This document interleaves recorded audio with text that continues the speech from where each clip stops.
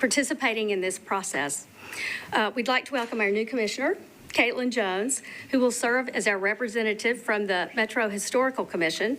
And Ms. Jones previously served on this commission from 2017 to 2022, and we're very happy to welcome her back.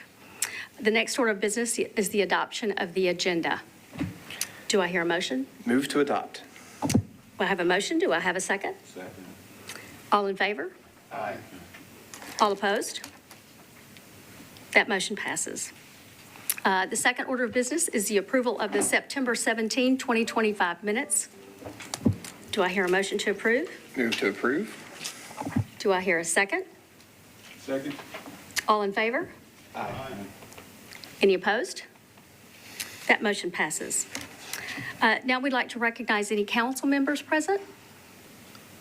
Do I see any council members? Okay. The next item would be the items listed on this agenda for deferral or withdrawal. Ms. Ziegler? There is one item with deferral on this agenda on page 6, item number 17, which is located at 117 2nd Avenue North, is requested to be deferred at the request of the applicant. Okay. And then we will move on to the consent items. All right. As noticed to applicants, if you are approved for a preservation permit today and you are not the contractor, please know that it is your responsibility to make sure that the contractor has a copy of the preservation permit before beginning work. The preservation permit includes items that require final approval and inspection requirements. The final drawings are part of the preservation permit. Following the preservation permit will save you time and money, as enforcement of violations can sometimes be a lengthy and expensive process. The preservation permit is not a building permit. No work can begin without the appropriate review and approval by the Metropolitan Department of Codes Administration. Now to the consent items. Items on the consent agenda will be read aloud to determine if there is opposition present. If there is opposition present, the items will be heard at the end of the meeting in the order in which they are listed on the agenda. If no opposition is present, the item will be placed on the consent agenda. As noticed to the public, items on the consent agenda will be voted on at a single time. No individual public hearing will be held, nor will the commission debate these items unless a member of the audience or the commission requests that the item be removed from the consent agenda. So, starting on page 3, item number 1, administrative permits issued for the prior month. Also on page 3, item number 3, 901 North 16th Street. All right, this item will be on the consent agenda. On page number 4, item number 4, 1500 Boscobel Street.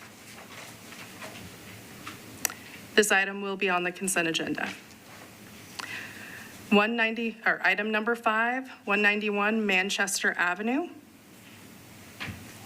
right. Sorry. If anyone is in opposition, please raise your hand. All right, this item will be on the consent agenda. Staying on page 4, item number 6, 1610 Franklin Avenue. If you're in opposition, nice, all right. This item will be removed from the consent agenda to be heard. Item number 7, 1915 Fatherland Street. All right, this item will be on the consent agenda. Item number 8, 112 South 13th Street. This item will be on the consent agenda. On page 5, item number 9, 1216 Holly Street. This item will be on the consent agenda. Item number 10, 919 Lawrence Avenue. Please raise your hand if you're in opposition. All right, this item will be on the consent agenda. Item number 11, 1722 15th Avenue South. All right, this item will be on the consent agenda. Item number 13, 341 Chesterfield Avenue. This item will be on the consent agenda. On page 6, item number 14, 2113 11th Avenue South. Please raise your hand if you're in opposition. All right, this item will be on the consent agenda. Item number 15, 1100 Lawrence Avenue. All right, this item will be on the consent agenda. Item number 18, 1314 6th Avenue North. All right, this item will be on the consent agenda. And on page 7, item number 19, 127 Blackburn Avenue. Please raise your hand if you're in opposition. All right, this item will be on the consent agenda. So I am now going to read through all of the consent items as legal information. As information for our audience, if you are not satisfied with the decision today, you may appeal the decision by petitioning for a writ of certiorari with the Davidson County Chancery or Circuit Court. Your appeal must be filed within 60 days of the date of the Commission's decision. To ensure that your appeal is filed in a timely manner and that all procedural requirements are met, please be advised to seek your own independent legal counsel. So starting on page 3, item number 1, administrative permits issued for the prior month. The recommendation is to approve. Item number 3, 901 North 16th Street, new application for new construction of an addition. The recommendation is to approve with conditions. On page 4, item number 4, 1500 Boscobel Street. This is an application for demolition, economic hardship. The recommendation is approval. All right, item number 5, 191 Manchester Avenue. This is an application for new construction of an addition. And the staff recommendation is to approve. All right. Item number 6 was pulled. Item number 7, 1915 Fatherland Street, new construction of an addition and outbuilding. Their recommendation is approval with conditions. Item number 8, 112 South 13th Street, new construction infill. The recommendation is approval with conditions. On page 5, item number 9, 1216 Holly Street, new construction of infill. The recommendation is to approve with conditions. Item number 10, 919 Lawrence Avenue, new construction addition with a recommendation of approval with conditions. Item number 11, 1722 15th Avenue South, new construction of an addition. The recommendation is approved with conditions. Item number 13, 341 Chesterfield Avenue, new construction of an addition with a setback determination. The recommendation is to approve with conditions. On page 6, item number 14, 2113 11th Avenue South, new construction of infill. The recommendation is to approve with conditions. Item number 15, 1100 Lawrence Avenue, new construction of infill, and the recommendation is to approve with conditions. Item number 18, 1314 6th Avenue North. This is for new construction of an outbuilding, and the recommendation is to approve with conditions.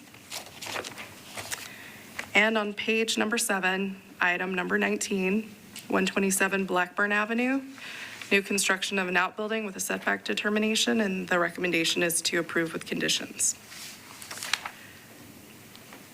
Do I hear a motion to approve all the items on the consent agenda?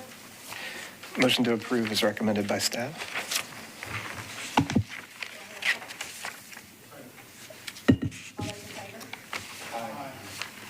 All those opposed? Okay, that motion passes. We will move on to the items that will be heard, and that will be on this agenda, item 2, 12, 16, 20, and we will hear number 6 at the end.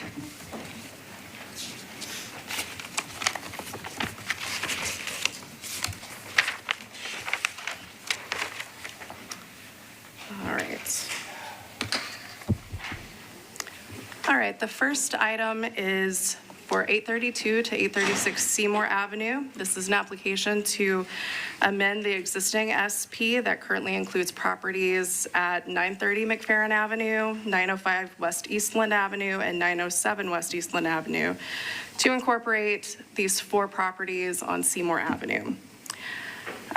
Since this request is a rezoning, the commission will make a recommendation to Metro Council on the details of the site plan as well as the massing of the units. If Metro Council approves the SP amendment, then this application will come back before this commission for a full review of details such as materials, fenestration, and so on, to make sure that those meet the design guidelines for this district. So here we see the site plan. The 4 properties to be included are shown at the top. It includes 4 units that face Seymour Avenue and 4 detached units in the rear facing an interior private drive for this overall development. With the condition that the front setbacks of 830 and 840, which are the 2 properties on either side of the properties to be included in this SP.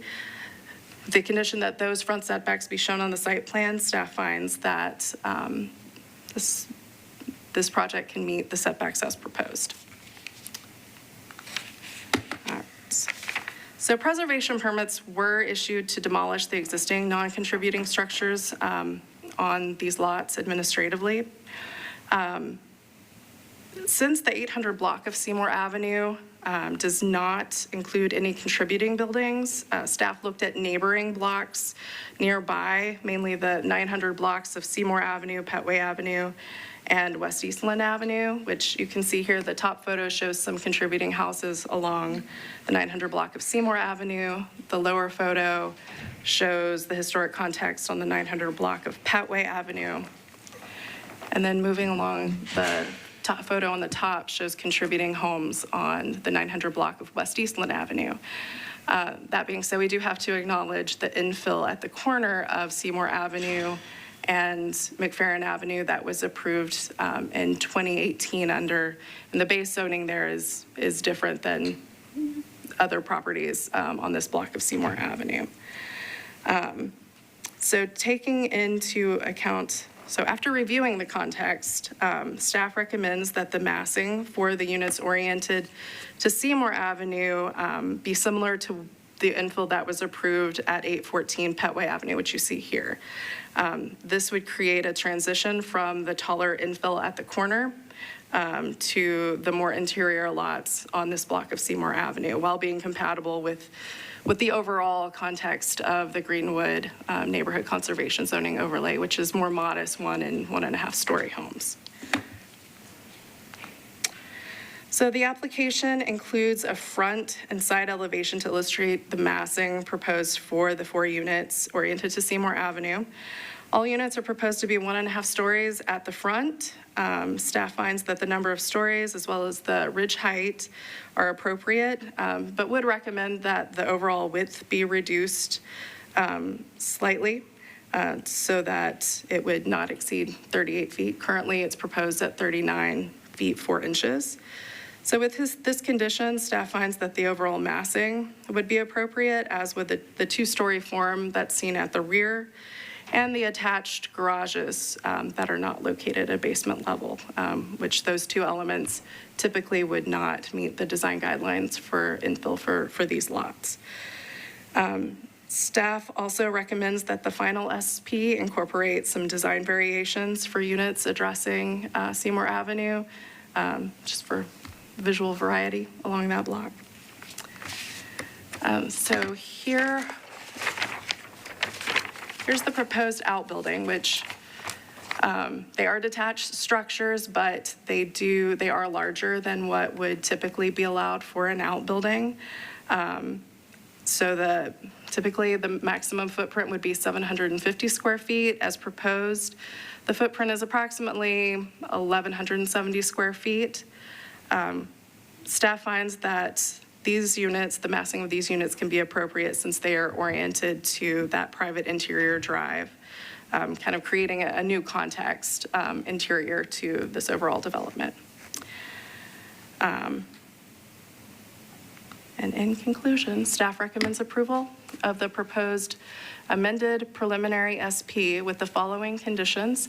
The first is regarding the front setbacks, showing the front setbacks of 830 and 840 Seymour Avenue shall be included on the site plan so that the front setbacks for the units facing Seymour can be reviewed.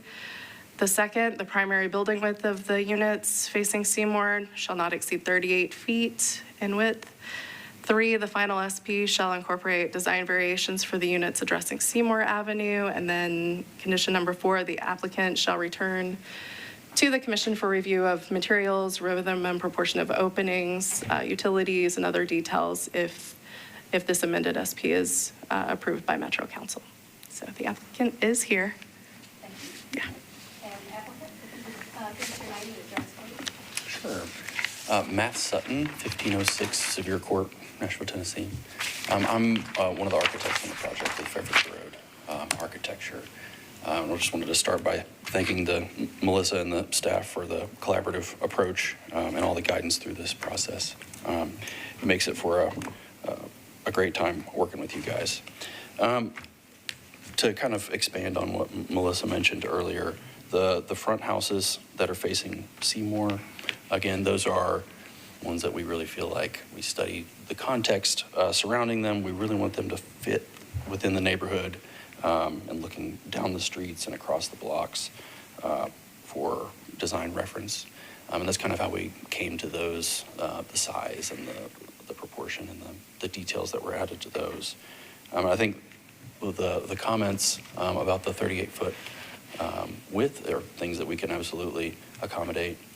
And we plan to accommodate all of the comments. The rear units, I think, are a pretty unique opportunity. They're facing our recently worked on private drive that's supporting the rest of the inner block neighborhood that we've been working on. I think for a pattern of this type of neighborhood, you wouldn't really see a kind of a front door condition on a rear unit like this, and we think that this will make for a much nicer context, adding some density to the neighborhood and giving a really unique experience for something that might feel more like a dadu in other contexts. So I want to leave the rest of the time up for questions, but that's the Seymour properties. Matt, I do have a question for you. Just my memory, it's been a minute since we approved the first one. I've heard the drive referred to as private, so it's only accessible to the units that are in the SP. The other properties along Seymour don't have access to your drive, just for clarity. That's correct. Didn't really make a whole lot of difference. I just was curious in terms of future applicants and vehicular access and some of those other things of how the dadus might work and so on and so forth. So it's just helpful to understand. For this will be classified as a private drive. It is two-way coming in for the first leg, kind of till you get to the parking lot to support the commercial building at the front. And then as it continues down into the rest of the neighborhood and then out onto West Eastland, it's a one-way drive. Great. And Thanks. it's kind of designed as a more pedestrian-centered private street.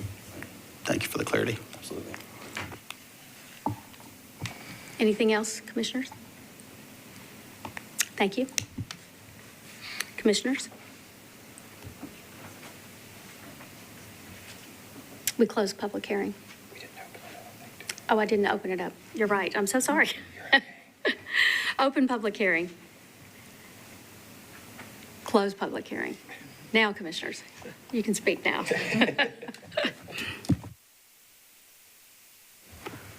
I think, staff's comments were certainly appropriate, well-scaled for the neighborhood and the context that is in the district, and I take no issue, take no exceptions.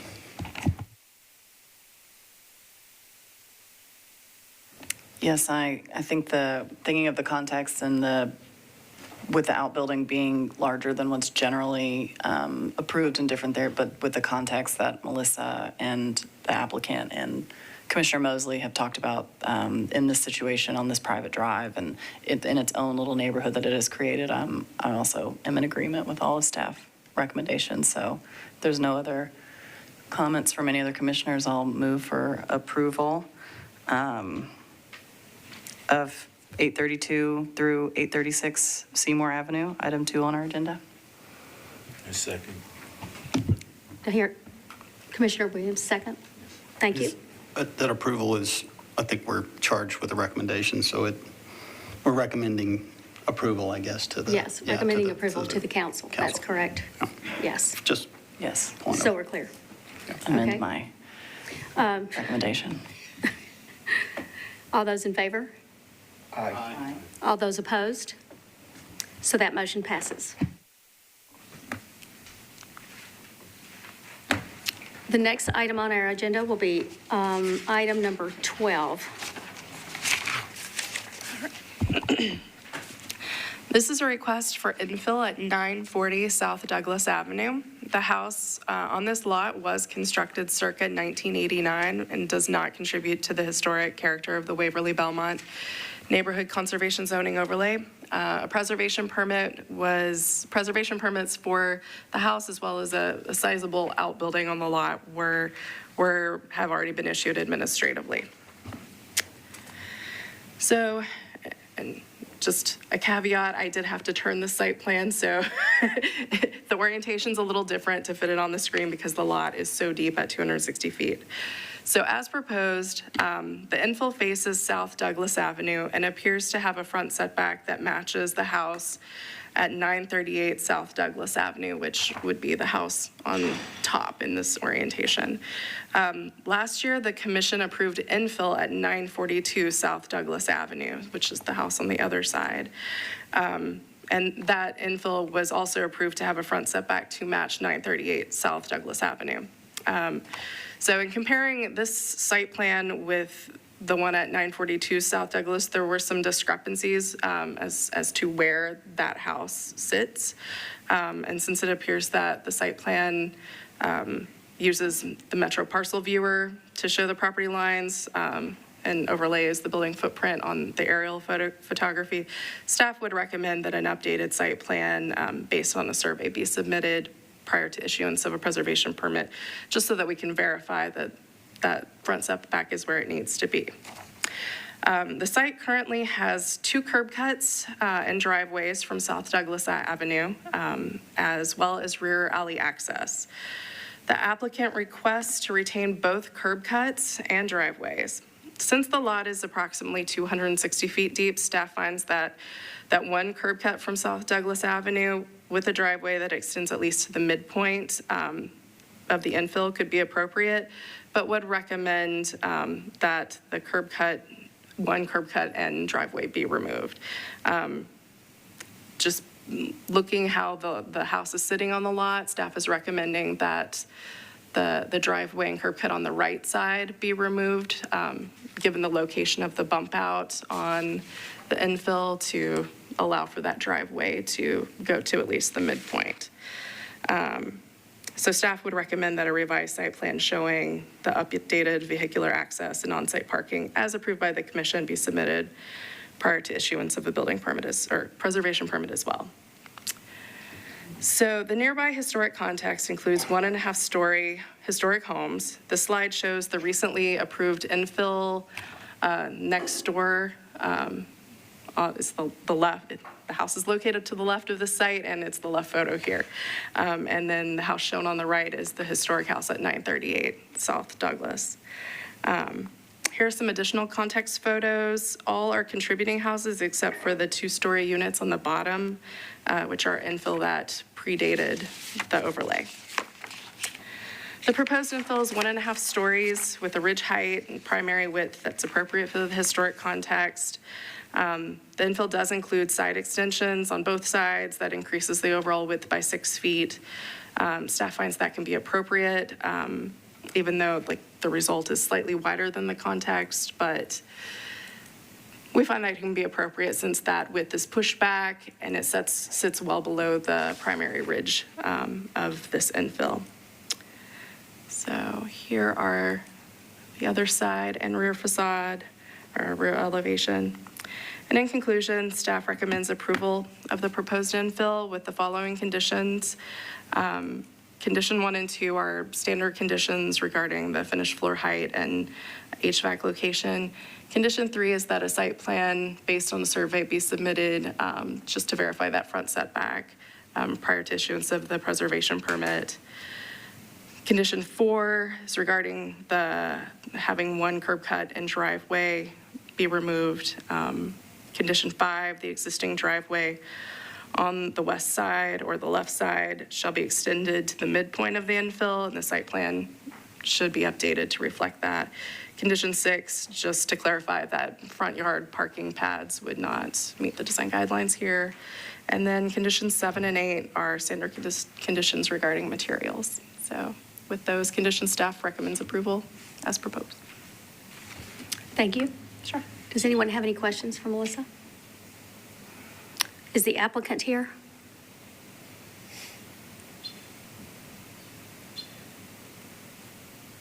I wasn't, he may or may not be here. So he had another meeting. Okay, all right. Open public hearing? Close public hearing? Commissioners?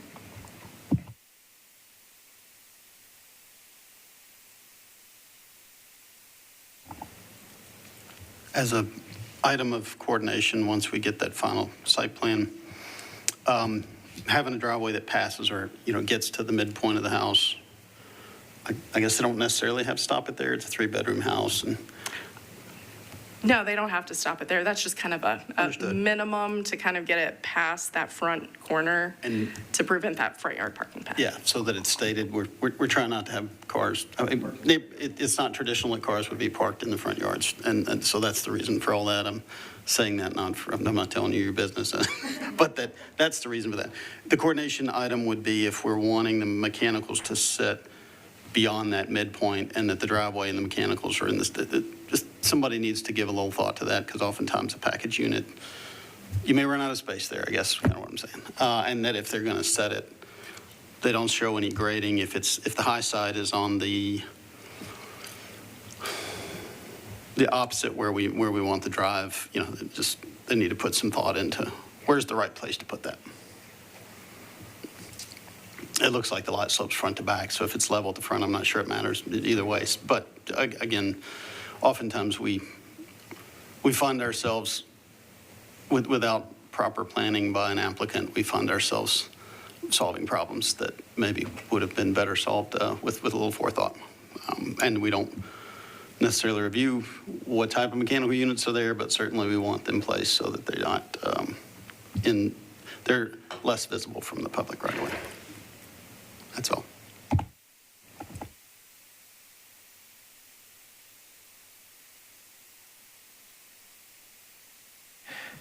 Anyone else?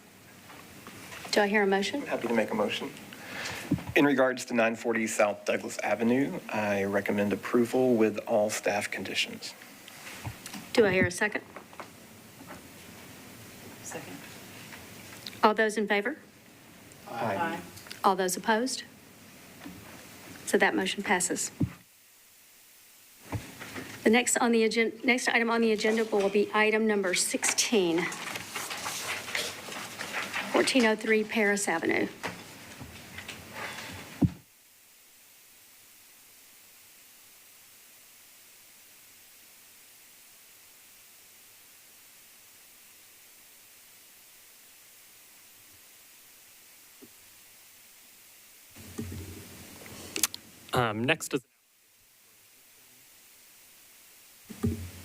Next is an application for an addition and relocation at 1403 Paris. The house contributes to the Belmont-Hillsborough Neighborhood Conservation Zoning Overlay, and the applicant is requesting to rebuild and raise the foundation to construct an addition that steps wider and includes a ridge raise. The applicant is also requesting to move the structure forward by approximately 3 feet and to the right by approximately 12 feet 6 inches. The applicant requests to rebuild the foundation under the historic house, raising it by 2 feet. The commission has frequently approved the reconstruction of foundations and has approved modest increases in height to help alleviate moisture concerns when the additional height is contextually appropriate. The historic context here supports foundation heights of approximately 1 to 2 feet. Therefore, staff finds that increasing the foundation height at 1403 Paris to a maximum of 2 feet from grade at the front would be appropriate for the context. The applicant is proposing to move the house forward approximately 3 feet closer to Paris Avenue. Staff finds that the current location aligns with the setbacks of the historic houses on either side. Therefore, moving the house forward would not meet the historic context, would disrupt the existing contextual setback, and does not meet the design guidelines. The historic house is currently centered on the lot approximately 17 feet 6 inches from both side property lines. The applicant proposes to move the house to the 5-foot right side setback line when they rebuild the foundation. While this would meet base zoning, staff finds that moving the house would disrupt the rhythm of spacing on the block and that the most appropriate location for a historic house is in its original location. The applicant is proposing a 2-foot ridge raise on the side gabled house. The sidewalls are inset 2 feet as required by the design guidelines. The applicant is also proposing a rear addition that steps wider. While the guidelines specify that additions should not be both taller and wider, staff finds that in this instance, the design could be appropriate. The wider portion is well pushed back, is a 1-story bay, and extends only 3 feet wider. Given the modest nature of the wider addition and the modest 2-foot tall ridge raise, staff finds these additions meet the design guidelines.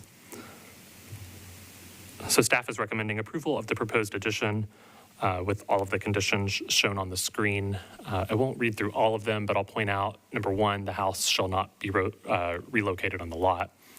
And number 2, the foundation height shall be a maximum of 2 feet from the grade. And then 3 and 4 is requesting a demo and shoring plan. And then 5 and 6 are standard conditions for additions. And staff recommends disapproval of the proposed relocation, finding that the proposed work does not meet section 4 for relocation.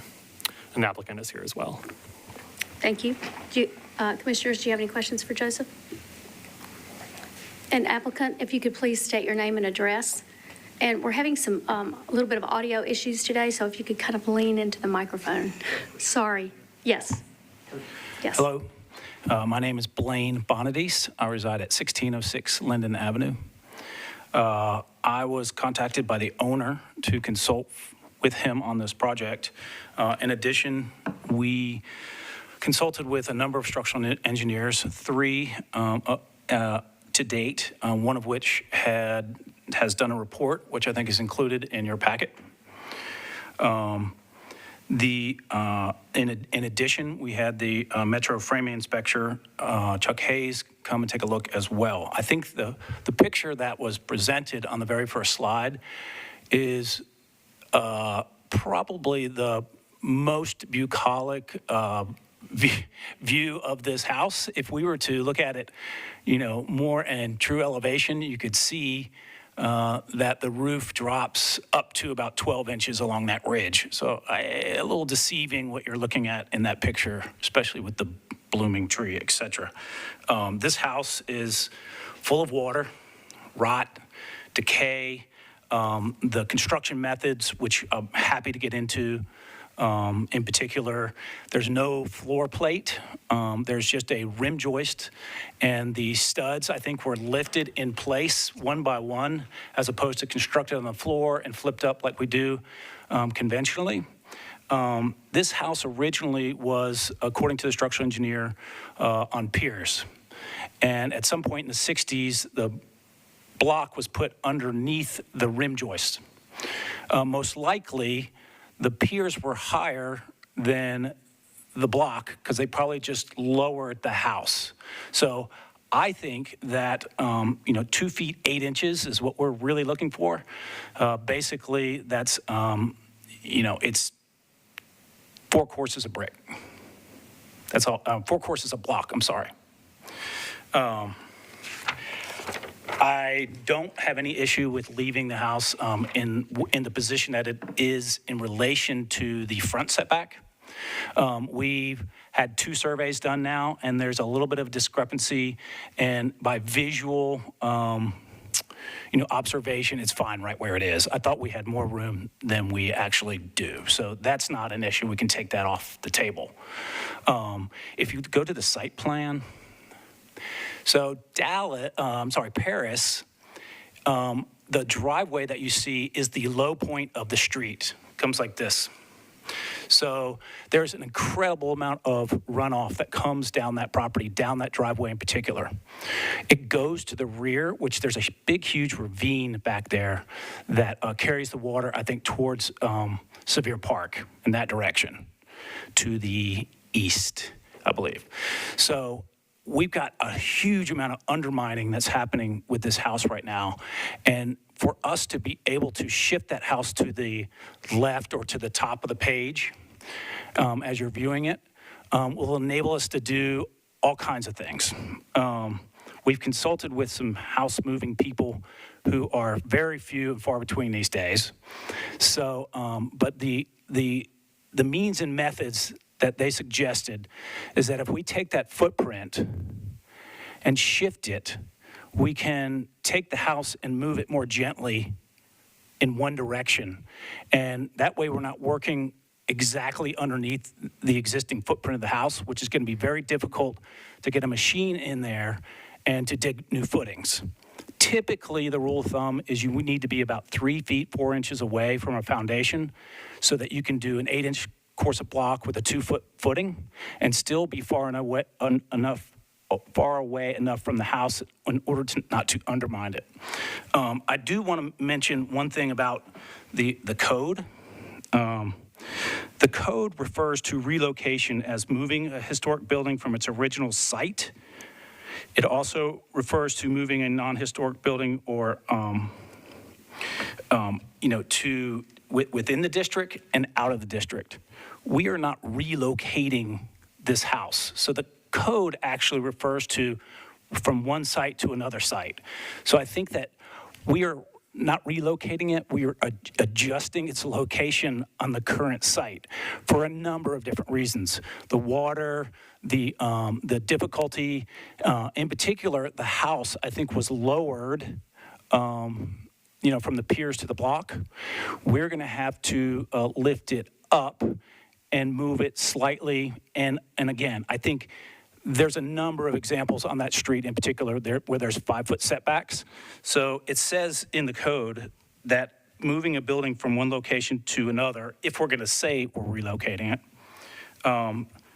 will be compatible with historic buildings surrounding the new location in terms of height, scale, setback, rhythm, spacing, materials, texture, so on and so forth. And we are meeting all of those requirements, every single one of them. So I don't see what the issue with that is. I think my client has every intention to ask for a demolition permit, and I encouraged him to maybe talk to staff and the commission and see if we can reach some kind of agreement somewhere in the middle. And so I think that it's a win-win for everyone because we get to keep the house, we get to move it slightly. I kind of liken it to, you have a patient in a hospital bed and you bring the gurney up next to the bed and you slightly, gently move the patient from one location to the next. We're not relocating the house. We're just slightly adjusting where it sits on its own lot. And it certainly does not implicate the size, the scale, the compatibility whatsoever. I'd like to save my time for public, or questions rather. Thank you. Do we have any questions for the applicant? I do. The application says the applicant wants to raise the height of the foundation by 2 feet, but I think you just said something else. There were some numbers thrown around between 1 and 3. If we could have 2'8", I'd be happy. I think what's lost in this discussion somewhat is the height from grade, because really you want it height from the sidewalk, which is more of a constant. And the porch, I believe, is the only thing that's sort of been redone fairly recently. You can kind of tell from the concrete. And there's no sill step into the house. I mean, it is just, and that's really what's been happening to this house over the years. It's been abandoned. So it's really, really, really bad shape. And, you know, there's a single plate for the top of all the walls. The roof structure are 2x4s. The collar tie is way up into the, it's not down 2/3 like it should be. There's an incredible amount of rot, and it really, you know, according to the consultants anyway, you know, it should be taken down. But I encourage my client to see if we can find a different direction.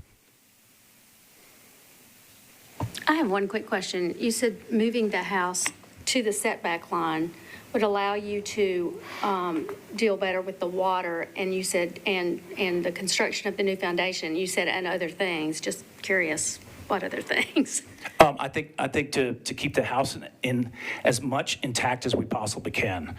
In other words, just to move it slightly over to the west is going to be an easier means and methods for dealing with the house, where we can get large machinery, not in the exact same footprint that's there now. So in other words, we can build a C-shaped foundation to the west, and we can scooch the building over, set it on top, build the rest of the foundation, and we're also in undisturbed earth at that point. So we don't have all of that years and years and years of undermining and water that's eroded underneath this house. It's going to be very difficult to get down to a solid footing. As opposed to just raising it up and putting a new foundation? Correct. I mean, it's been explained that that's going to jeopardize the integrity of it more so than moving it to the right. Okay. Anyone else have any questions? Thank you very much. Open public hearing? Close public hearing? Commissioners?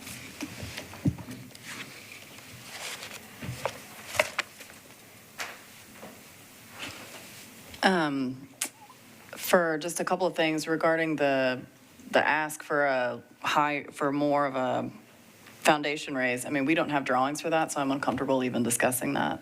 Everything that we've seen is set calls for from the architect's own drawings is for a 2-foot foundation raise. So in my opinion, that's the max that I would even consider, because that's all we can see in any of the drawings that I've looked at.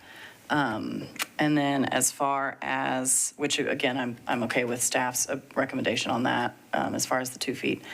And as far as moving the house, again, I'm pretty much in accordance with all of staff's recommendations on this one regarding the 2 feet specifically and moving the house in itself on the lot.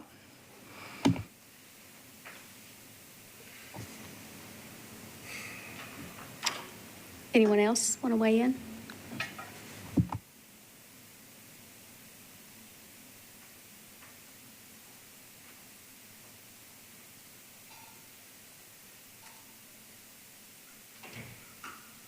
Give us a minute. It's a lot to digest.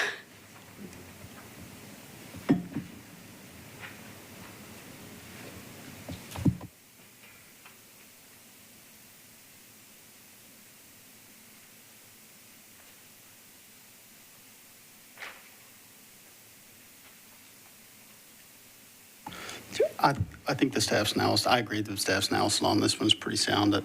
While it would be certain, it appears it would be much more convenient if the house were in a different spot on the site for vehicular backing in and out of garage. And if I had my druthers, that's the way I'd want it to be, but I don't get my druthers all the time. And I think it would be unusual in my recollection for us to move a historic structure on the site. I feel like the staff is certainly capitulated on some significant issues here with the raising of the house, which sounds needed in terms of improving the drainage and its survivability in a renovation, and then allowing a ridge raise too. I think the staff's analysis is adequate and within the guidelines. I'm comfortable with that.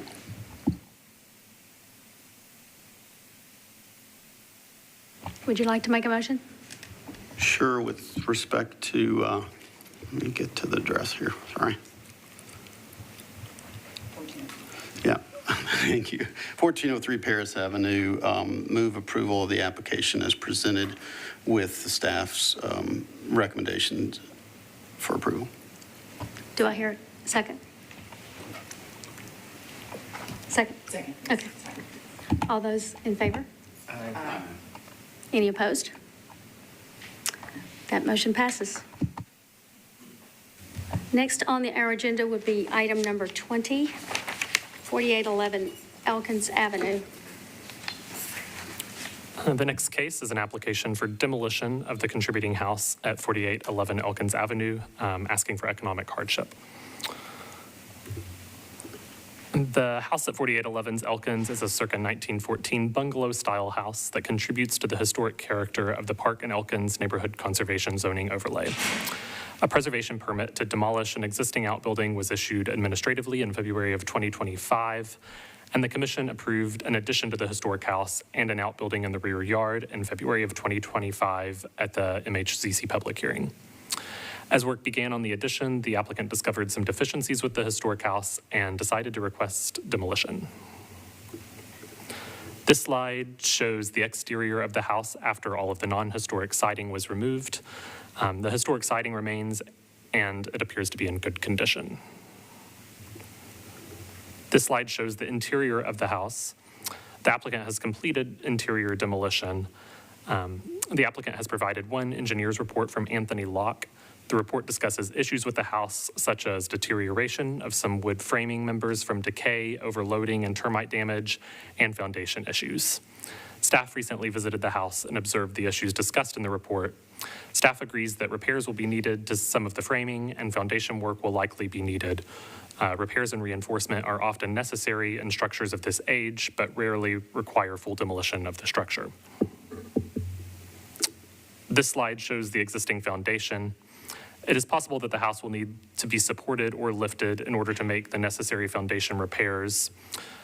This work is something that the MHZC regularly approves and is commonly needed in structures of this age. As part of the application, the applicant has also provided a demolition estimate, a cost of restoration estimate, estimated market value, and purchase information, which are fully analyzed in the staff report. Staff speculates that at least some of the issues could have been exacerbated by the excessive interior demolition of the home. While some interior demolition work may have been necessary to restore the home, removing all walls and supports can compromise the integrity of the structure. Furthermore, it is incumbent on the applicant to make an informed purchase. The applicant did not have an inspection performed prior to purchase, and at least some of the issues discussed would have been discoverable at the time of purchase. Given the likely high market value of the property after renovations, staff finds that the cost to restore the house is not an economic hardship for the property, and staff finds that the home is not beyond reasonable repair. So staff is recommending denial of demolition of 4811 Elkins Avenue, finding that the project does not meet Section 3B2A nor 1740-420E of the zoning ordinance for economic hardship, and does not meet Section 3B2B as the building is contributing. And the applicant is here as well. Okay, thank you, Joseph. Do we have any questions for Joseph? Applicant, and if you would please state your name and address and kind of lean into the microphone. Yeah. Hi, yes. My name is Sumant Joshi, and I live at 303 Gatewood Avenue. So when we bought the house, we obviously did not have the intention to have it torn down or do anything with it. I do historic projects. I have one currently on Brightwood Avenue that I'm working on. And we bought this one as well because that one is still going really well. We were not able to get an inspection before we bought the house because this house was essentially full of items close to around 13 to 14 dumpsters full, 40-yard dumpsters full. You could not access the basement at all. You could essentially just open the basement door, maybe take a few steps in, and that was it. Everything else, the basement walls were full up to, I think the basement's about 6.5, 7 feet, I'd say, and that was full of just stuff. Nothing in specific, be it clothing, there was jars of stuff, everything, so we could not really see a whole lot. The idea was to essentially, yes, cut into the house, remove that part, and then build out and essentially make it to today's standards of living. I think it's just a 3-bedroom, 2.5-bath house around 2,100 square feet is what we were intending on doing, and adding a carport later on as well. But once we got in and did all of the demolition of the inside of the home, and especially of the foundation, I have been renovating homes since 2020, and just in my experience, it did not seem right because we have the floor joists that are sitting directly on the concrete block. And we also discovered during Anthony Locke, when he did his walkthrough and provided his report, and then we walked through, I think, a couple of weeks ago with the chair, and we also discovered that that's when both the times we saw that the joists are literally just sitting on top of the block. I have reached out to every single foundation company in the greater MSA area, and they have all refused to do the work, that they don't lift up houses and redo the foundations. And since the block itself is not historic, the foundation block is not historic, so that was done at some point, and there's little to no mortar in between them. So the risk is, it's not just a foundation repair. We do have to raise the house and redo the whole foundation. That would mean getting equipment in there. And another risk is the house that is next door. The property setbacks are 5 feet, which I believe are honored on both properties. So the house is 10 feet away. But if we consider the eaves, that makes it closer to 7 feet away from each other. The concern is that if we do, which we haven't found anyone yet that would be able to rebuild this foundation, if we do lift up the house, there is still a portion of the attic that has not been removed because it seems to be coming down, it seems to be imploding, it's just braced. So the question is, do we fix the framing first or do we fix the foundation? And if we raise the house, God forbid, if the house shifts or moves and hits the other house, that's also a huge liability. But again, we did not intend on removing this house. The intention to not have the foundation repaired is also because we do intend on fixing up the house, as making it as new as possible, and then selling it to someone. And if there are any later foundation issues which were not fully repaired, because according to our engineer, the foundation is not necessarily repairable. They did recommend the tearing down of the house. I've worked with Anthony Locke since 2021. This is the first time ever we have appealed to have a house taken down. And everything else considered, we do obviously want to put something back on which does comply and adds to the neighborhood's historic value. But as the house sits right now, the economic hardship factor comes in because we have already spent a lot of money on asbestos removal and clearing the house so far, but it is the risk and liability more than the cost itself. But the cost also takes precedence. And when it came to the demolition of the house and removing everything, the insulation also had asbestos. So when part of the house was removed inside, we had to take care of all of that. We had to make sure that we are removing essentially anything that can carry that forward. So that it doesn't come back and someone doesn't sue us 5 years later that, hey, you knew this, why did you not fix that? And we have not removed any framing of the house, so the only things we have removed is drywall, although I do understand that drywall does add structural stability. I'll leave the rest of the time for... Okay, thank you. Do we have any questions for the applicant at this point? Open public hearing? Close public hearing? Commissioners?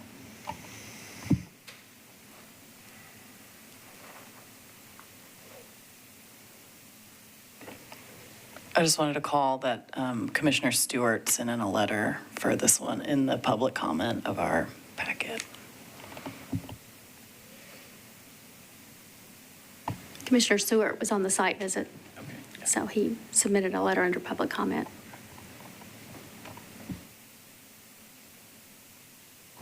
Should we read that letter, Robin? we've all read it, so, yeah, I don't think it needs to be, yeah.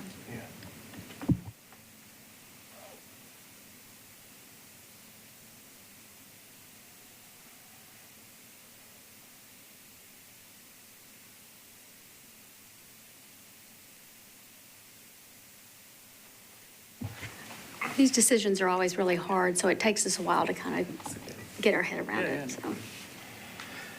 Yeah, Chair, I just wanted to say, these demolition requests are some of the most difficult things we have to wrestle with. And it's a pretty high bar, at least for me, to see economic need demonstrated. And at this point, I'm happy to have this discussion with the commissioners, but I don't necessarily see a well-made case for it here.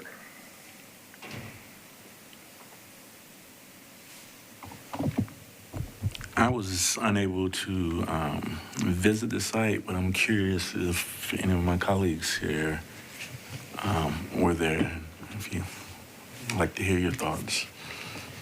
I think Commissioner Stewart and Commissioner Smith were both there, but they're not able to be here. Oh, and I was out of town, sorry, I wasn't able to make it.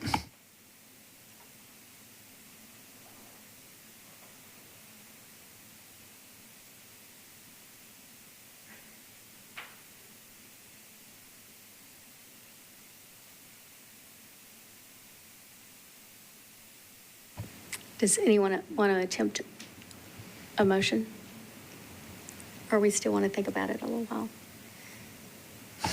In terms of thinking about that, just in visual, I've read through the materials. Visually, this one would be, just what the eyes see. This one's in really good shape. In terms of other applications for economic hardship that we have approved, is that, reason alone, just because the outside and the siding looks good? Not necessarily. I think as the staff has analyzed and evaluated this, some expectation of repair to a foundation in taking on an endeavor like this is often the case, and in framing as well. I think the fact that there's, the joists are bearing right on the foundation wall in itself, built in a different time and place and under different circumstance. Would that meet the current code? Probably not. Is it structurally deficient in terms of a bearing condition? Not necessarily. I think, Commissioner Stewart's observation that a footing doesn't appear, it was not apparent, that it would require some destructive digging to determine that all the way around the house. There was no photographic evidence that led me to believe that the house was in imminent danger of falling in on itself. So I'm also struggling to find reason for granting a hardship in this case. Do I have time to add more a little bit, or do I not?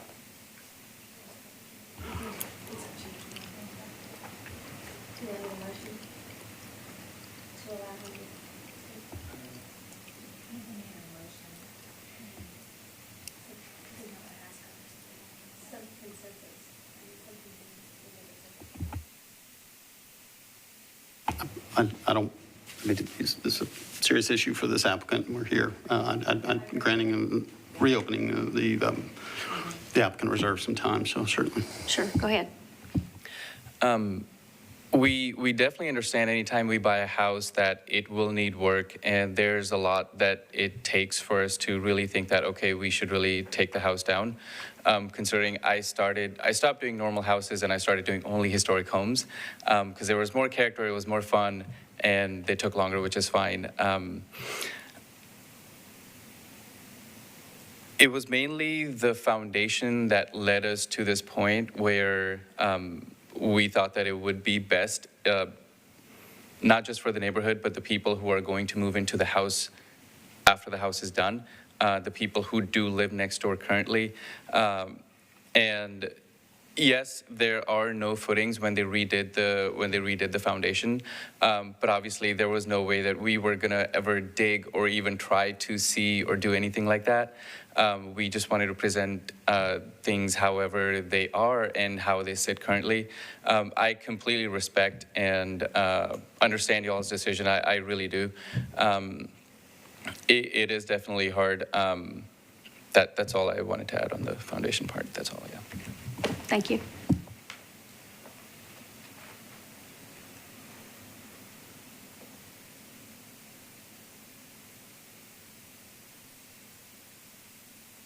I mean, yeah, again, these are always really difficult.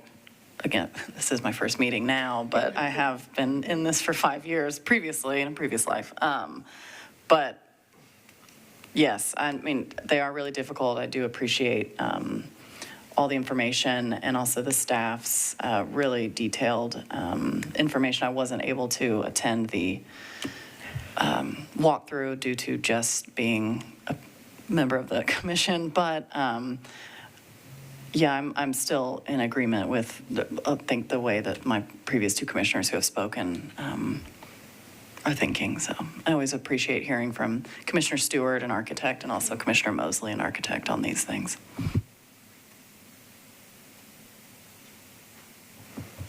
Chair, I'm willing to make the motion. In regards to 4811 Elkins Avenue, I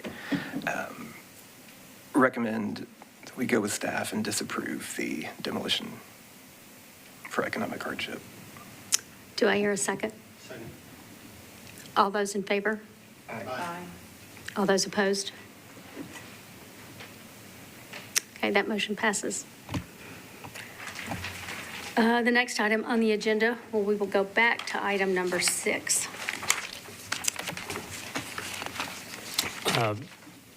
Item number 6, the next case that was pulled from consent, is a proposal to construct a new outbuilding in the rear yard at 1610 Franklin Avenue. The house at 1610 Franklin is a circa 1925 bungalow-style house that contributes to the historic character of the Eastwood Neighborhood Conservation Zoning Overlay. There we go. The lot at 1610 Franklin has an existing 143 square foot shed in the rear yard, and that is indicated by the red arrow there on the screen. The applicant is requesting to retain the existing shed in addition to the proposed outbuilding. Staff finds that this meets the design guidelines in this case for the reasons outlined in the staff report. The site plan for the project is shown here on this screen. The proposed outbuilding meets the base zoning setbacks and the design guidelines for setbacks. The elevations for the project are shown on this screen. Staff finds that the proposed heights and massing meet the design guidelines. And the floor plans for the project are shown here. The lot is 13,656 square feet. So it's an unusually large lot. Therefore, the lot can have an outbuilding with a footprint of up to 1,000 square feet. The proposed outbuilding has a footprint of 1,000 square feet. As mentioned previously, the applicant requests to retain the existing 143 square foot shed in addition to the 1,000 square foot outbuilding, but staff finds that this can meet the design guidelines in this case. So staff is recommending approval of the proposed outbuilding with the conditions shown on the screen. And those are all standard conditions, so I won't read through them, but standard conditions for an outbuilding. And with those conditions, staff finds that the project meets the design guidelines. And I know the applicant is here as well. Okay. Thank you, Joseph. Do we have any questions for Joseph? And is the applicant present?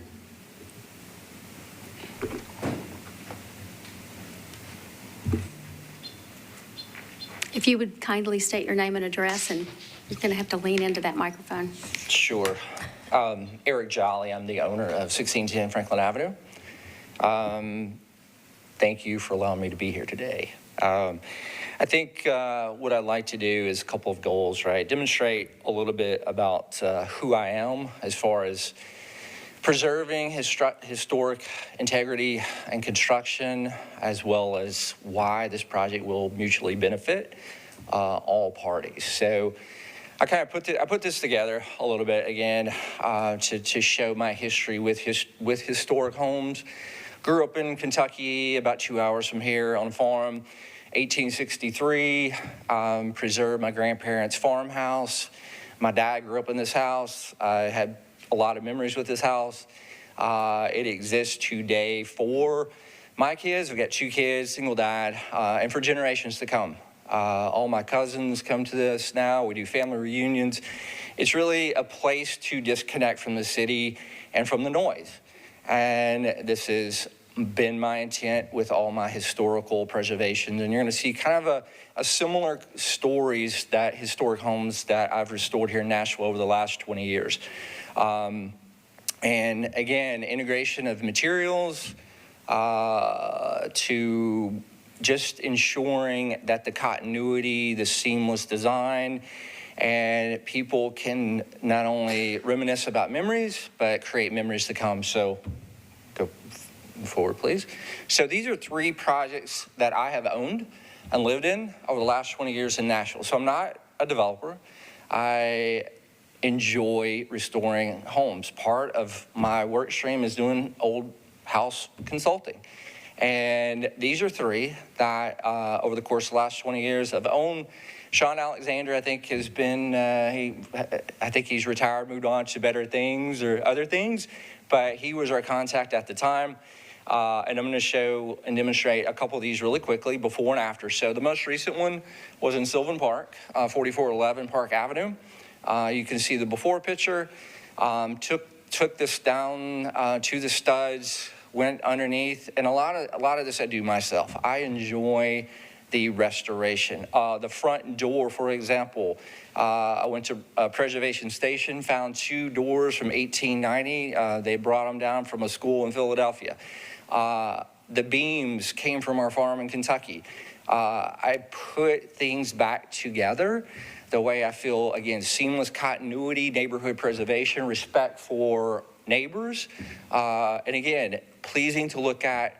And you walk in the house, you wouldn't know that it's a new construction, essentially.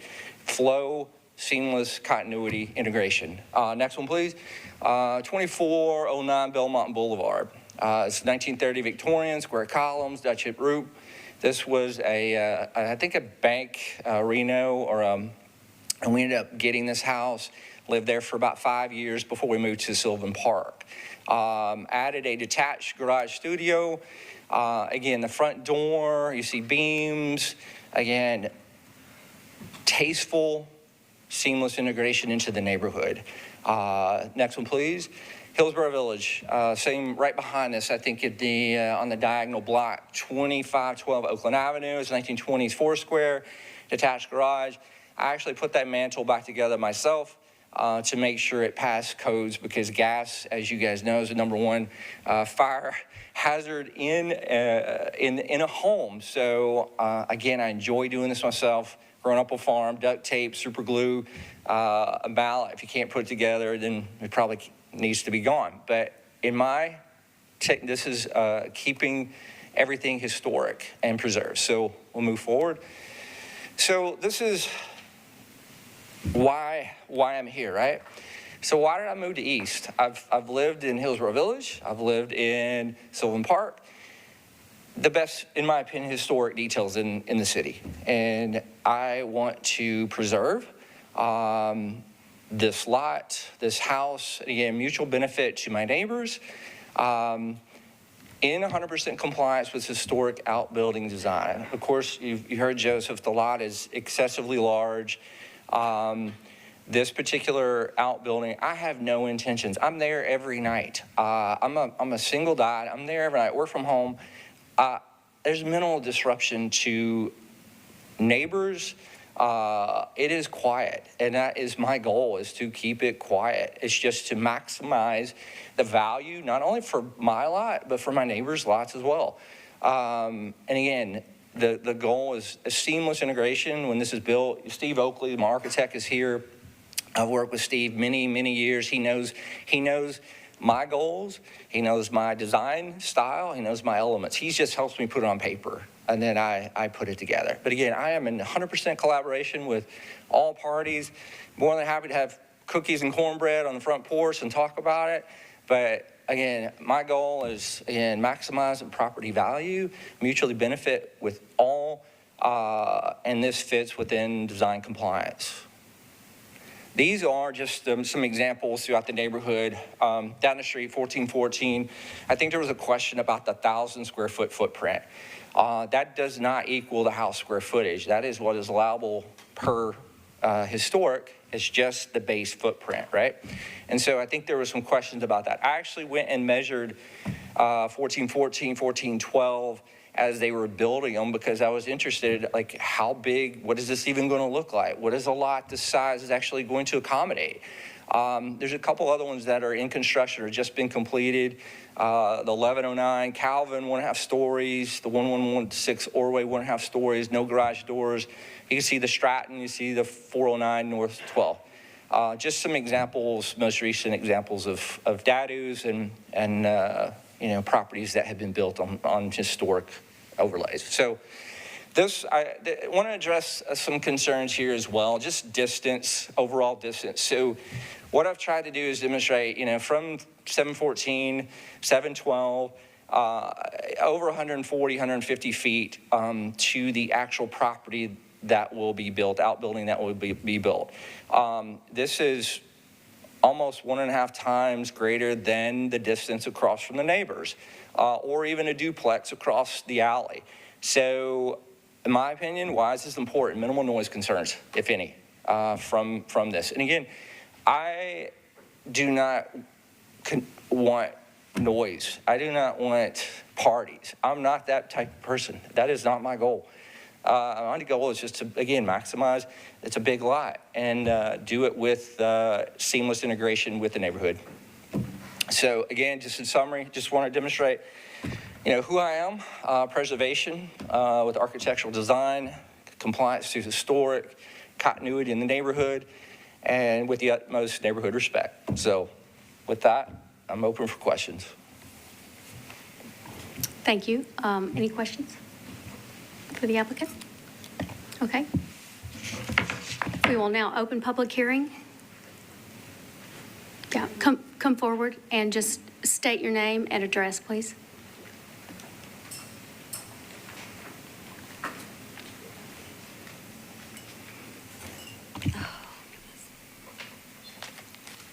Hi, I'm Kristen Desper. I live at 714 Benson Street, one of the properties mentioned on the slideshow. I'm here representing all of the neighbors on Benson Street who are all opposed to this new construction. I did not know we could bring a slideshow or that we could include personal details about ourselves, or I would have also done so. I've lived at Benson Street for 9 years now. We were drawn to the area because of the deep lots that the area provided, and also the fact that there were no, I call them double lots. There were no second homes built on properties on that cluster. The only secondary building on any of the lots on that block is a garage with a one-bedroom apartment above it that is significantly smaller than the proposed building. If you look at comparisons of other DADUs in the immediate vicinity, off of, not necessarily on our block, but surrounding, most, if not all, are garage inclusive, and clearly this property is not. Mr. Jolly clearly has experience with this. It's clearly not his first time being here. And while he preaches wanting to be the down-home guy that respects the neighborhood and takes care of things in, the honest way, that's just not the experience that people living nearby are having. Nobody was aware of these plans whatsoever. The farm home that he's using as his crutch in this, in his dissertation is also listed as an Airbnb, which is what neighbors are sure he is going to be doing with this property as well. And also, as well as occupying, there's rarely, if ever, a vehicle in the driveway. I know that you're mostly concerned with historic values, and as you should be, you are the Historic Commission. he's proposing as a dadu, but it's not an accessory home. He's wanting to build a 3-bedroom house, secondary to his own home, that he can rent or sell and, attempt to get it rezoned or something to split the lots.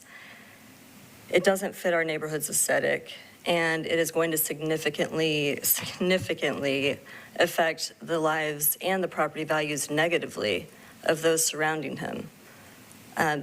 When buying our home 9 years ago, we went to so many places in East Nashville looking for the right home, and all of them we rejected because they had homes directly behind the lots that would overlook and take away all privacy. And him building the structure will completely remove any privacy that we currently have. It will also add traffic to the area. The alley that it is going to be positioned on is, do I only get 2?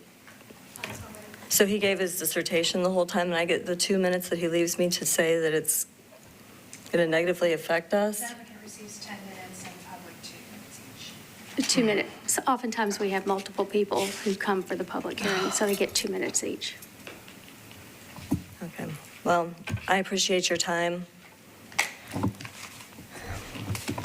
And we appreciate your comments, too. Thank you for being part of this process. Is there anyone else that would like to speak to this item? No one else? May I add one personal detail? Do we need to have a motion? Okay, I think it's, what do you all think? Can she add one personal detail? Sure. Sure. I'm only adding this as Mr. Jolly wanted to give a lot of his information about his background and who he is as a person. Me as a person, I'm a mom. I'm the president of a dog rescue. My child, his name is Hayes. He's in kindergarten at an East Nashville school, also in the historic area. My child has been battling cancer for close to 2 years now. And half of the reason that I am here opposing this, Mr. Jolly would probably know if he actually spoke to his neighbors, is that because this construction will make it very difficult for my child to come home from already difficult hospital stays and recover peacefully in his home, especially throughout construction and then afterwards as it's rented as an Airbnb. Okay. So, All right. thank you. Sure. Thank you. Anyone else? Then I'll close public hearing. Commissioners? I'll just, to Ms. Desper, thank you, and I wanted to say your letter that you wrote was also included in our packet, so we were able to read that prior as well, just so you know, if you feel like you were cut short on time. And there was also another letter in our packet from a neighbor.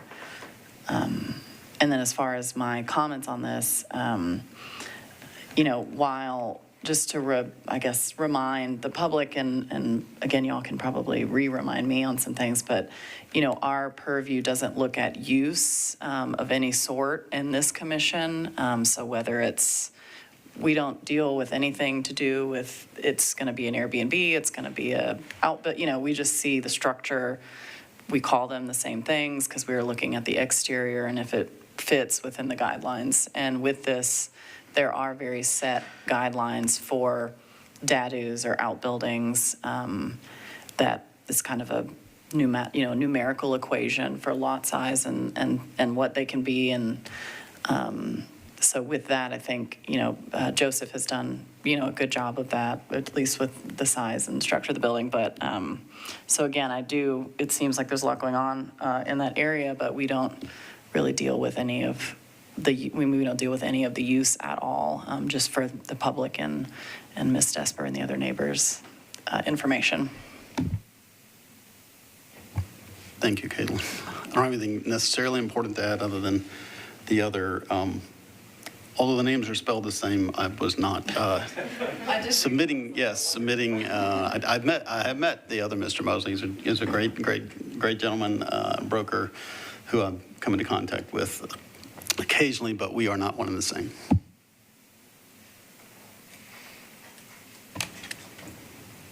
Oftentimes, this commission, you think about what we do is just pretty boring, set in stone, but we do take into account and are very empathetic for personal situations. So I just wanted to add that, whether it is your situation or, not allowing a house to be demolished, they're all personal, and we do consider that. So that being said, do I hear a motion on this item? Yeah, I've got another, piling on to Commissioner Jones's comments. I think despite, or not in spite of, but there's some by right items here, and I think we just don't, we don't have the ability to say no to something that is by right a part of the base zoning. And given the analysis by the staff, I would move approval of 1610 Franklin Avenue as meeting the design guidelines for the district, and recommend approval with all of the staff's conditions. There's a motion by Commissioner Mosley. Do I hear a second? Second. Second by Commissioner Jones. So all those in favor? Aye. All those opposed? And that motion passes.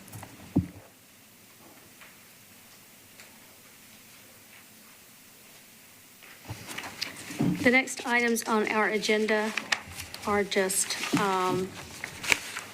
our calendar of upcoming events. We have a November 19, 2025 commission meeting. That will begin at noon. That'll begin at noon with a work session, so I hope everybody can be there. We'll get more information out to you, and planning is providing lunch for you. And after that, we have a December 17 commission meeting, and then January 21, 2026 commission meeting. And I wanted to encourage, you may have already answered, Grace, on November and December, but we're asking early because it's the holidays, and we just want to make sure we have quorum. So if you haven't already answered, let her know. Thank you. Okay. Any other business? At that, this meeting is adjourned. Oh, you do? Sorry. I just wanted to say that the work session is not required, but we certainly hope you can be there. I think it's going to be a good one. You had me at lunch. There's going to be some work. Yes. I just heard lunch. Lunch. All right. Anything else? This meeting is adjourned.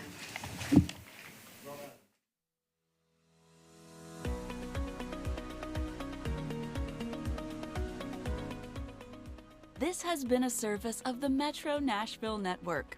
If you would like to see this presentation again, or for more information on this and other programs, visit nashville.gov.